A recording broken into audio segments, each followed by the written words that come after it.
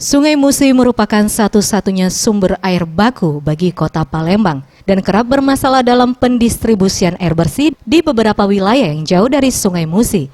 Pemerintah Kota Palembang berencana membangun waduk yang nantinya menjadi sumber air baku lain di Kota Palembang. Dijelaskan Wakil Wali Kota Palembang Fitrianti Agustinda, sebagai alternatif sumber air baku, pemerintah Kota Palembang tengah dalam perencanaan untuk melakukan pembangunan waduk di kawasan Gandus, Palembang.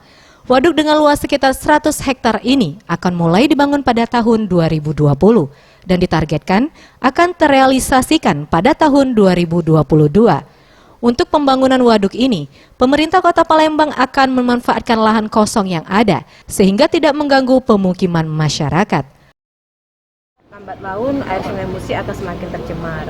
Tapi kami pemerintah Kota Palembang insya Allah di tahun 2022 akan segera merealisasikan untuk sumber mata air yang lain. Kita akan buat waduk lebih kurang 100 hektar. Memang itu adalah rencana besar jangka panjang yang kita akan segera realisasikan. Tim Liputan Sriwijaya TV.